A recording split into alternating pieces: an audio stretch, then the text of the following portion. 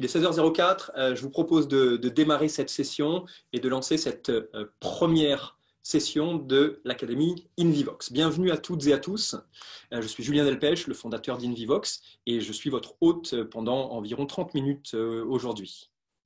Voilà, nous avons décidé de lancer cette académie pour répondre aux questions, aux nombreuses questions en lien avec le marketing digital et la santé, et comment justement ce digital peut permettre de mieux appréhender le nouveau monde de l'après-Covid, ce que j'appelle la civilisation post-covidienne. Donc l'objectif de ce format est de vous donner des clés. Alors on est bien conscient que les clés que nous allons partager avec vous ne sont pas universelles. Il y a tellement de serrures qu'il n'y a pas de clé universelle. Nous avons choisi comme format un format court qui nous oblige au pragmatisme. Donc au cours d'un format 20 minutes de topo, 10 minutes de questions-réponses, plus éventuellement, si vous le souhaitez, la possibilité de me solliciter, idéalement via LinkedIn, pour qu'on organise la semaine prochaine ou les semaines à venir une discussion en tête-à-tête pour discuter de votre problématique et pour y réfléchir. Voilà, écoutez, fini le blabla, je vous propose de rentrer directement dans le corps du sujet, dans le vif du sujet, qui est comment transformer une publication scientifique en un véritable événement global et retentissant. Je vous rappelle que vous avez la possibilité de poser des questions en appuyant sur la petite barre Q&R. Je partage mon écran. Quelques mots sur moi-même. Donc, Julien Delpech, je suis le cofondateur de la plateforme InVivox qui facilite le partage de connaissances, d'expertise entre professionnels de santé dans le monde entier.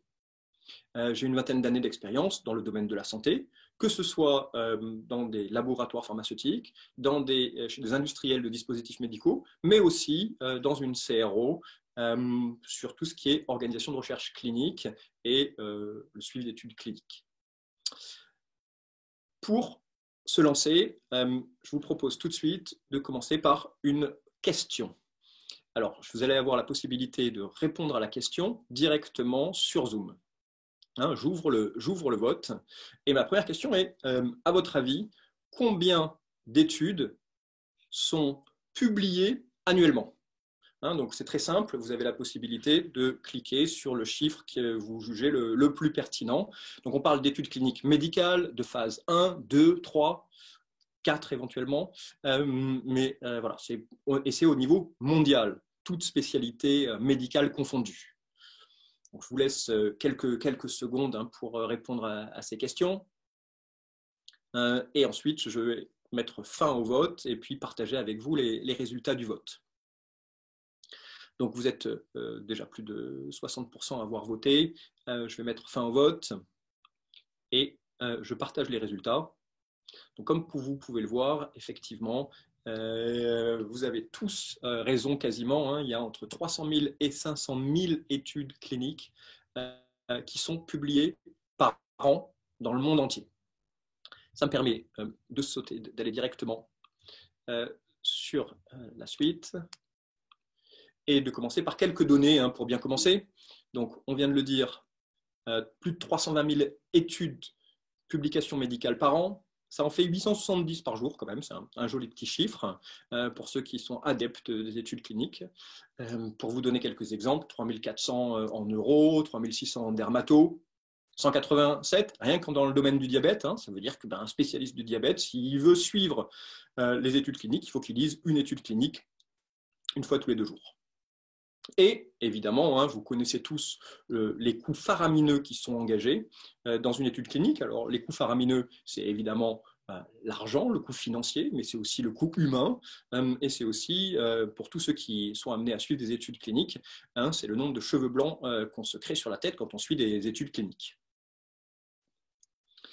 Voilà, pour vous montrer, voilà des données extraits du site clinicaltrials.gov qui vous donne en fait le nombre de publications, le côté exponentiel du nombre de publications publiées par an. Maintenant, on est dans un nouveau contexte. Vous voyez cette photo, vous la connaissez tous très très bien. Hein. Ce sont les congrès de l'ère d'avant. Alors l'ère d'avant, c'était avant le Covid, c'est-à-dire il y a quelques mois de cela, hein, où les médecins parcouraient des allées de posters avec éventuellement les investigateurs des études qui étaient postés à côté des posters pour pouvoir répondre aux questions ou pouvoir expliquer des choses. Alors, ce nouveau contexte, il est terminé, on est passé à autre chose, on est passé à une nouvelle ère, hein, où il y a de moins en moins de congrès, les gens peuvent de moins en moins voyager. Il y a énormément de sociétés qui ont mis des travel bans sur les voyages internationaux. Et évidemment, suite aux mois passés en Covid, la disponibilité des professionnels de santé est en chute libre pour se déplacer. Donc, dans ce nouveau contexte, hein, il faut réinventer les modèles. Alors, le modèle de l'étude clinique, vous le connaissez tous, et j'ai eu l'occasion d'en parler pour préparer justement ce topo avec des responsables médicaux de certains labos.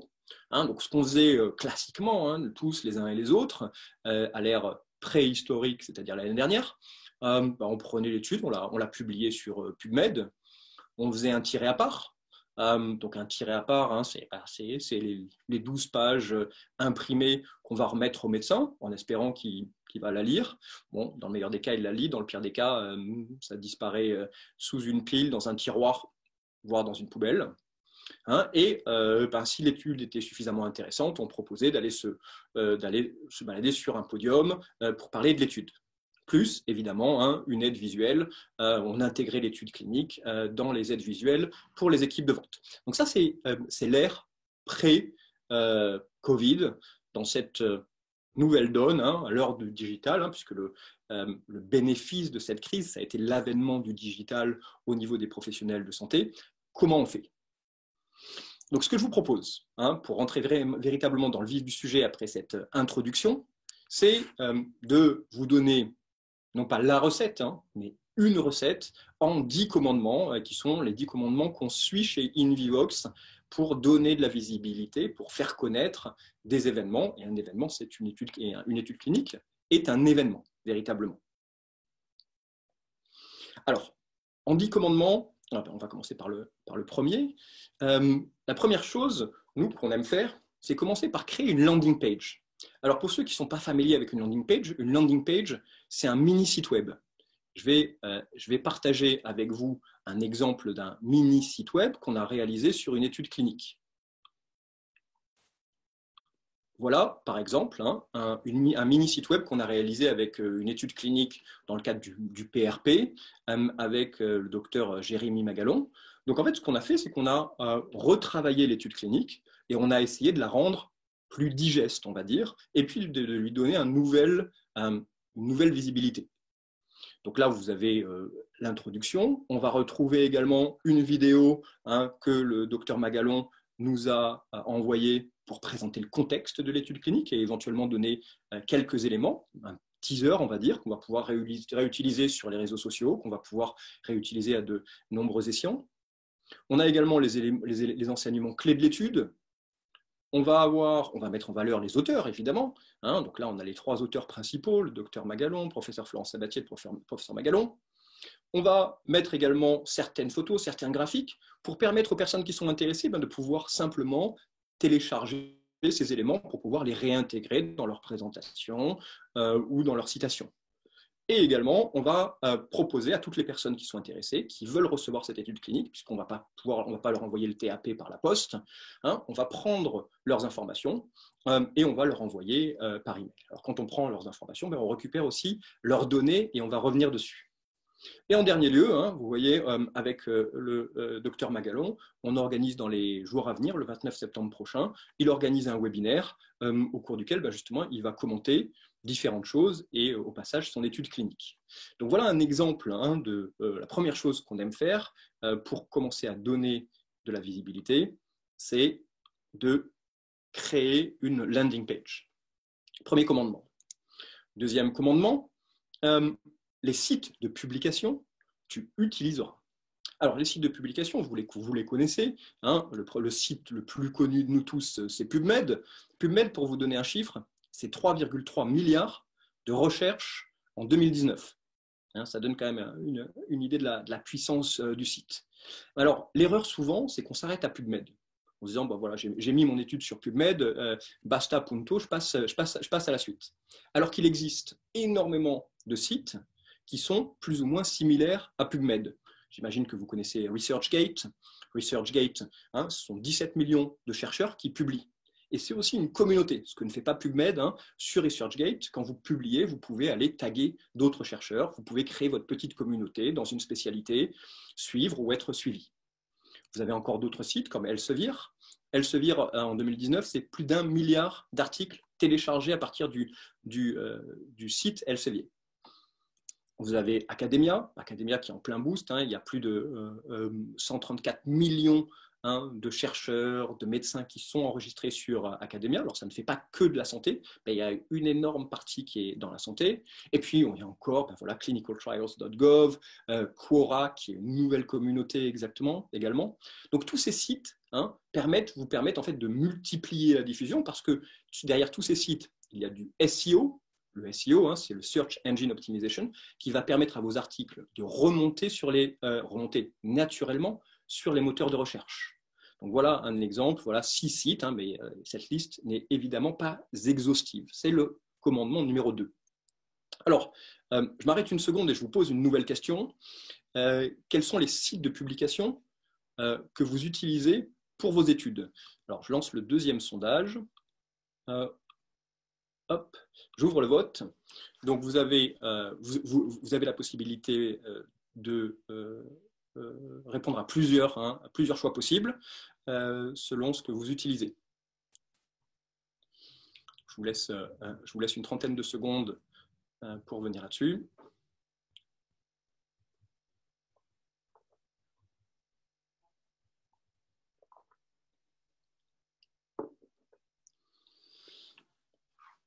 Dès que je dépasse les 50% de vote, je clôt. Dernier votant, on est à 49%. Alors 50%, je mets fin au vote. Et je partage les résultats avec vous. Donc, comme vous pouvez voir ici, alors tout le monde utilise PubMed, c'est ce que je disais en introduction. Vous êtes un quart à utiliser ResearchGate, un tiers à utiliser Elsevier, très peu à utiliser Academia. Je vous invite vraiment à aller voir Academia, créez-vous un compte, puisque ce n'est pas réservé aux chercheurs uniquement. Tout le monde peut se créer un compte à partir du moment où on est dans le monde de la santé ou de la et vous verrez, c'est assez puissant au niveau de la communauté qu'on peut créer. Plus de 134 millions d'inscrits sur Academia. Alors, Quora, personne ne connaît, mais je vous invite aussi à aller voir. Et clinicaltrials.org, ne le sous-estimez surtout pas. C'est la puissance de feu conjuguée de tous ces sites qui vont faire remonter vos études et leur donner ce retentissement dont nous parlons depuis le début. J'arrête le partage et je continue pour le commandement numéro 3. Alors, le commandement numéro 3, c'est des webinaires interactifs que tu organiseras. Puisque les congrès sont en train de disparaître comme peau de chagrin, nous, ce qu'on conseille et ce qu'on organise chez Invivox, parce qu'on en a organisé plus de 500 depuis le début de la crise du Covid, on propose d'organiser des webinaires. C'est-à-dire qu'on va proposer à l'investigateur principal ou aux investigateurs principaux de rester derrière leur écran et de partager avec leur communauté, de partager avec les personnes qui sont intéressées par l'étude clinique, de faire ça comme je suis en train de le faire devant vous, via un webinaire. Et évidemment, un webinaire interactif, comme j'essaie de le faire en vous posant des questions directement. Donc ça, vous êtes tous très familiers, j'imagine, avec ces webinaires. Les médecins en sont friands, et puis ça permet également de récupérer de la donnée, et on y reviendra, vous allez voir, forcément, la donnée, c'est mon dada. Si vous voulez en savoir plus sur les webinaires, je vous invite à vous inscrire à la formation du jeudi 17 septembre à 16h avec notre responsable du marketing digital qui vous donnera des clés, elle aussi, sur la meilleure manière d'exploser, carrément, d'exploser le nombre d'inscrits à vos webinaires. Donc c'est avec Ranim Chaban le jeudi 17. C'était le commandement numéro 3. On passe au commandement numéro 4. Alors, certains vont vous paraître absolument évidents. Bon, j'ai pas peur de défoncer des portes ouvertes par moment. Mais évidemment, du content, tu développeras. Donc, du content, c'est quoi? Ça peut être une infographie. Et je vais partager avec vous une infographie qu'on a réalisée sur... voilà une infographie qu'on a réalisée sur l'étude du docteur Magalon que je viens de vous montrer en landing page. Donc une infographie, hein, vous savez tous ce que c'est une manière de vulgariser une étude clinique, on est toujours sur le PRP, avec quelques éléments principaux et les résultats de l'étude en chiffres de manière la plus parlante possible. Et évidemment, derrière, la possibilité toujours d'aller demander, télécharger l'étude à condition d'échanger son email. Donc voilà un exemple d'infographie. Je reviens sur ma présentation. Alors, des infographies, on peut organiser à partir d'une étude clinique des modules de e-learning, hein, ça s'y prête parfaitement. On peut créer des aides visuelles interactifs. On peut créer des cas cliniques aussi interactifs, ça s'y prête également très bien. Donc le content, hein, c'est l'idée, comme quand on doit se rendre d'un point A à un point B en ville, quand on est à Paris, on a le choix entre le métro, le taxi, le Uber, le vélo. Là, l'idée, c'est de proposer différents contenus qui vont être adaptés aux besoins des médecins. Le point 5, le SIA, tu intégreras. Donc le SIA, j'imagine que vous êtes familier avec, hein, mais le SIA, ce sont les mots-clés qu'on va acheter sur les grands moteurs de recherche pour faire apparaître l'étude clinique directement en haut de page. Hein, si par exemple, vous voyez là, je reviens sur l'étude avec le PRP, là on va par exemple acheter les mots-clés résultats cliniques PRP pour s'assurer que quand un médecin tape ce mot-clé, que l'étude remonte directement. Et on va travailler sur le champ lexical des résultats de l'étude clinique pour s'assurer que derrière, les études remontent le plus haut possible. Alors, évidemment, hein, je l'ai mis sur cette slide, mais c'est valable pour toutes les slides, c'est-à-dire que tout ce qu'on va faire, on le fait en toute compliance réglementaire entre le marketing digital et ce qui est autorisé en France et dans d'autres pays au niveau réglementaire. Donc, le SIA, tu intégreras le commandement numéro 5. Alors, je vous relance une question. Est-ce que vous êtes à l'aise avec le SIA? Alors, je relance tout de suite. J'ouvre le vote. Hein, donc, 5 réponses possibles. Pas du tout, totalement, vaguement. Ce n'est peut-être pas votre responsabilité. Et ceux qui ne connaissent pas, qui ne connaissent pas le SIA. Donc, pareil, je vous laisse voter. On est déjà à 60% de votants. Merci infiniment de votre participation. Je vous l'ai dit, quand on crée un webinaire, on essaie de le rendre le plus interactif possible. Je mets fin au vote et je partage. Donc vous voyez, la majeure partie, alors vous avez 27%, un quart d'entre vous, vous n'êtes pas du tout à l'aise avec le SIA, vaguement. Ce n'est pas votre responsabilité. Et c'est bien normal, c'est des réponses qui sont tout à fait normales, hein, puisque aujourd'hui, le SIA, c'est de la compétence de spécialiste pour être capable justement de gérer cette nouvelle manière de faire connaître, de faire remonter les informations en haut des moteurs de recherche. Hop, j'arrête le partage et je reprends ma présentation. On était sur le commandement 5, on va passer au commandement 6. Hein, les investigateurs, tu mettras en valeur. Alors, on a souvent une chance extraordinaire, c'est que les investigateurs, ce sont des key opinion leaders qui se sont énormément impliqués sur l'étude clinique.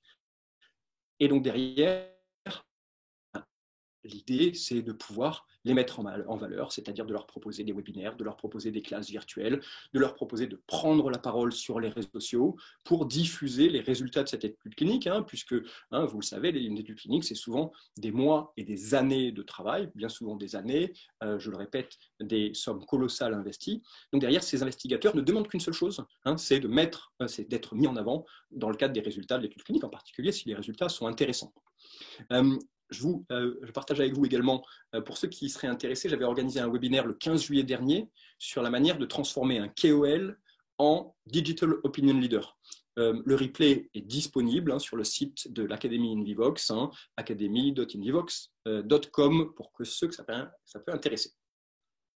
On passe au 7e commandement sur les réseaux sociaux, tu communiqueras. Alors ça peut paraître évident, hein, Mais je vous le répète, travailler sur LinkedIn, hein, c'est un réseau professionnel dans lequel on est capable de cibler les médecins. Nous, chez Invivox, c'est notre réseau préféré parce qu'on est capable d'envoyer à une communauté une information très, très précise.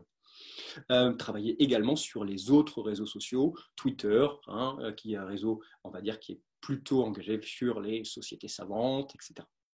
Donc voilà, ne négligez surtout pas les réseaux sociaux. Commandement numéro 8, sur la durée, tu réfléchiras. Et c'est assez fondamental ce point-là, c'est de se dire que la publication d'une étude, c'est un lancement de produit. Hein, donc planifier sur le long terme des événements pour que la visibilité que vous allez donner à cet événement se fasse sur le long terme, en planifiant un webinaire, un Global Classroom, un autre webinaire, un congrès s'il y a la possibilité, mais multiplier les événements, pas tous ensemble, mais sur la durée. Point numéro 9, et commandement numéro 9, la donnée, tu traqueras systématiquement. Donc, je vous ai beaucoup parlé de données depuis le début. L'intérêt du digital, c'est que sur chaque événement que vous allez organiser, vous avez la possibilité de récupérer les données des participants. Parce qu'ils s'inscrivent à un webinaire, donc ils laissent un email, ils laissent une trace, parce qu'ils veulent recevoir une étude clinique, donc ils vont vous laisser leur email, éventuellement leur numéro de téléphone. Et toute cette donnée, vous allez pouvoir l'intégrer et ensuite, évidemment, la réutiliser à condition, bien entendu, d'avoir fait les choses en règle avec le RGPD. Nous, chez Invivox, tout ce qu'on fait, par exemple, dans le monde de la santé, se fait en règle avec le RGPD. Alors, une dernière question. Je relance un sondage. Est-ce que vous traquiez la donnée dans le passé, sur les événements que vous organisiez en 2019? Par exemple, vous organisez un symposium satellite sur un congrès. Est-ce que à la fin de ce symposium, vous aviez une liste de tous les participants avec leur nom, leur prénom, leur spécialité, leur email, leur numéro de téléphone? Donc là, vous avez 3 réponses possibles. Oui, partiellement et non. Donc, je vous laisse, voilà, on a déjà dépassé les 50% de vote. Donc, je vais mettre fin au vote.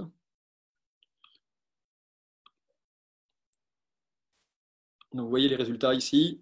43% d'entre vous, donc vous traquiez déjà les participants et la donnée liée aux événements que vous organisez, formidable, en partie, et puis certains d'entre vous ne traquez pas du tout.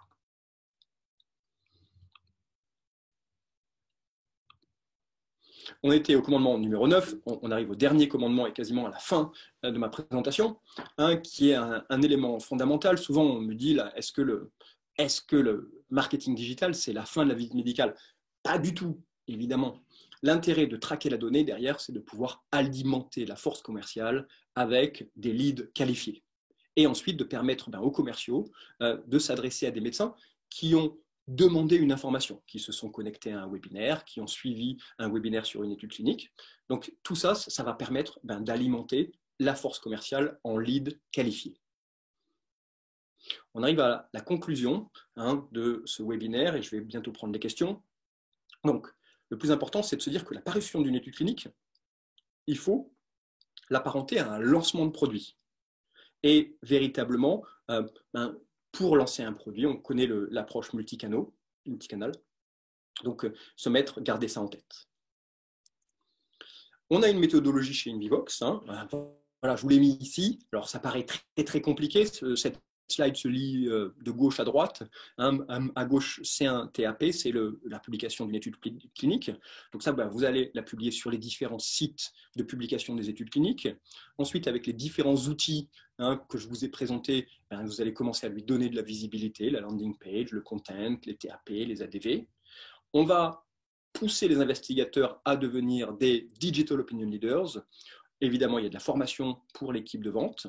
Et on va prévoir ensuite tous les événements sur le moyen terme. On va pousser ça sur les réseaux sociaux et évidemment, on va traquer la donnée. Donc voilà la méthode de la conclusion de ce travail en une slide. La recette en 10 commandements, je ne vais pas vous les relire, mais en tout cas, on vous enverra toutes les slides, hein, et puis on vous enverra le replay de ce topo qui sera disponible dès demain matin sur le site de l'Académie InVivox. Alors, avant de prendre les questions, je vais vous poser un dernier sondage pour savoir ce que vous avez pensé quelle est votre satisfaction sur les 20 minutes qu'ont duré à peu près ce topo et cette première session de ce webinaire. Ce talk a-t-il comblé vos attentes? Donc vous avez 4 possibilités. Oui, complètement, partiellement.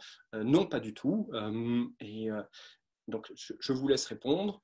Pour ceux qui répondent non, je serais ravi d'en discuter ensuite pour mieux comprendre quelles étaient vos attentes. Et puis voir si on peut lancer une discussion autour de cela.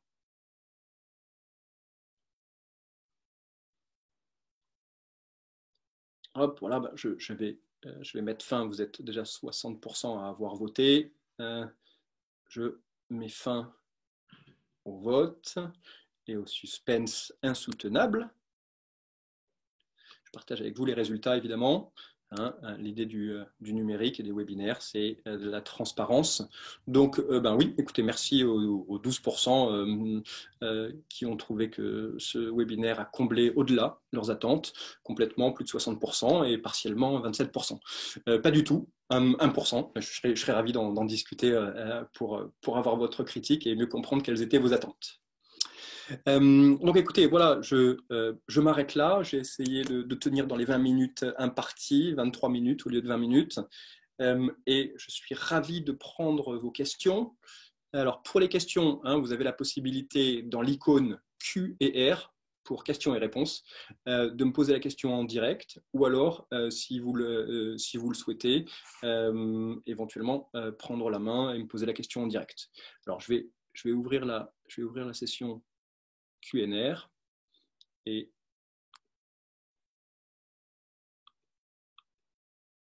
si j'y arrive.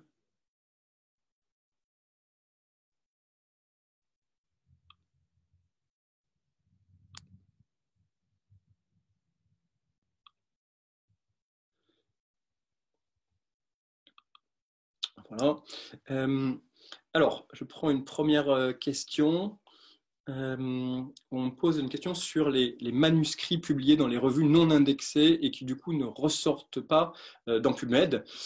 Alors très bien, c'est une excellente question. Je vous invite à aller regarder le site de ResearchGate qui vous propose justement de publier des choses qui n'ont pas été forcément publiées officiellement. Il y a une rubrique spécifique là-dessus, c'est très clair. Le site d'academia.edu propose également ça. Donc, regardez ces autres sites qui permettent justement de publier des choses qui soient un petit peu hors des sentiers battus. Est-il possible de recevoir l'infographie PRP? Bien sûr, on la publiera, elle sera même disponible sur le web. Alors, à quoi ressemble un cas clinique interactif? Merci de cette question. La semaine prochaine, Patchy Hospital et Sabrina, notre responsable pédagogique chez InVivox, ont un webinaire, ça se passe vendredi. Vous pouvez vous inscrire directement sur la plateforme et ils vont passer 30 minutes à vous raconter justement comment créer un cas clinique interactif, comment le rendre interactif et ensuite comment justement donner une nouvelle vie à ce cas clinique. Donc pour ceux qui sont intéressés, je vous invite à vous connecter à la formation de vendredi prochain avec Patchy Hospital et Sabrina. J'ai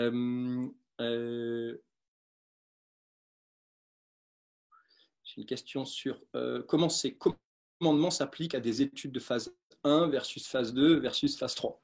Alors effectivement, c'est une question qui est assez complexe à répondre de manière assez courte ici.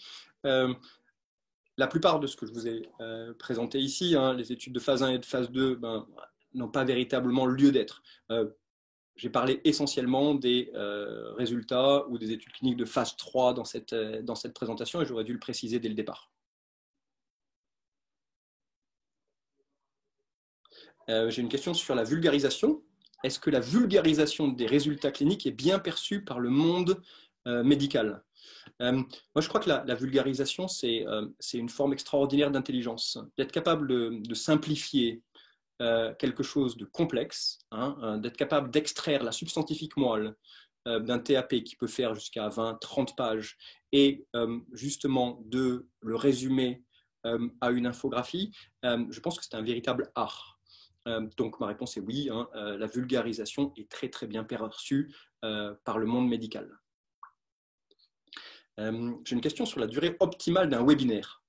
Alors, aujourd'hui, on a effectivement tendance à proposer des formats courts. Premièrement, quand on s'adresse à des professionnels de santé, on sait tous que les professionnels de santé sont extrêmement occupés, ont très très peu de temps, hein, l'heure noire, le temps disponible des médecins.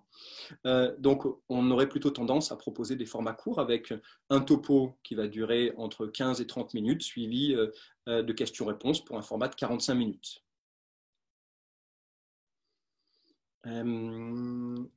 Je continue de prendre les questions au fil de l'eau.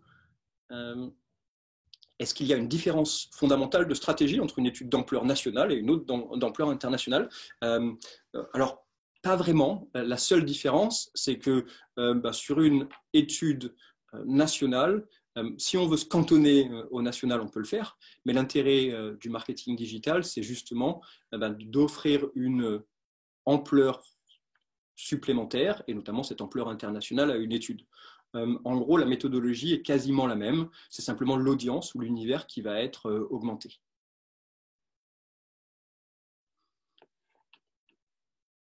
Alors, j'ai un spectateur qui me dit que le titre du webinaire était « Comment transformer vos contenus en véritable événement ?» Donc, effectivement, c'est ce que j'ai essayé de vous présenter. Et que beaucoup, ce participant dit « Beaucoup d'aspects sont inapplicables à de la recherche fondamentale ». Vous avez tout à fait raison. Et c'est ce que je vous ai dit en entrée de webinaire. On essaye de vous donner des clés. On n'a pas de clé universelle. Il y a tellement de serrures. J'espère qu'il n'y a pas de psychanalystes ou de sexologues dans la salle qui peuvent facilement rire à mes remarques.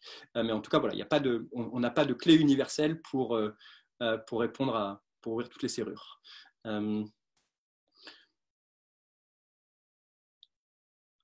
J'ai une question également. Je pense que je vais prendre les deux dernières questions et puis essayer de terminer à peu près à l'heure.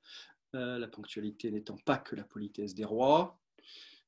Alors, j'ai une question sur le prix des webinaires qui étaient gratuits pendant le confinement et certains webinaires qui sont devenus payants. Alors, je pense que c'est vraiment la décision des organisateurs de webinaires. Moi, je pense qu'un webinaire, fondamentalement, ça doit rester quelque chose de gratuit. En revanche, quand on veut organiser une formation qui est en petits groupes, donc ce qu'on appelle une classe virtuelle, hein, une classe virtuelle, c'est un webinaire complètement interactif où les participants sont limités à 5, à 10, à 20 maximum et interagissent en permanence avec les caméras ouvertes et avec les micros ouverts pour pouvoir poser des questions aux personnes. Dans ce cadre-là, je trouve que le fait que le webinaire, que cette classe virtuelle soit payante, parce qu'elle va durer éventuellement beaucoup plus longtemps, n'est pas véritablement choquant, mais qu'effectivement les webinaires gratuits devraient le rester. Alors, je vais prendre, si vous voulez, une dernière question. Je propose à un invité de prendre la parole. Je vous ai ouvert le micro si vous voulez poser votre question.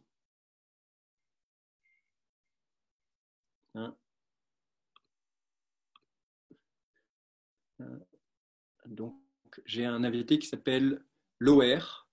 Je vous ai ouvert le micro pour que vous permette de poser votre question.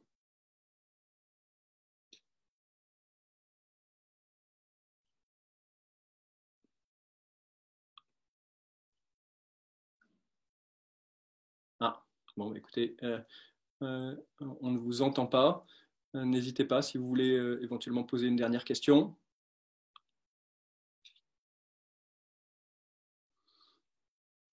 Écoutez, je vous remercie infiniment de vous être connecté à ce à cette première session de l'Académie InVivox. Je repartage avec vous les prochains webinaires à venir. 3 webinaires, vendredi prochain sur les cas cliniques, comment transformer un cas clinique.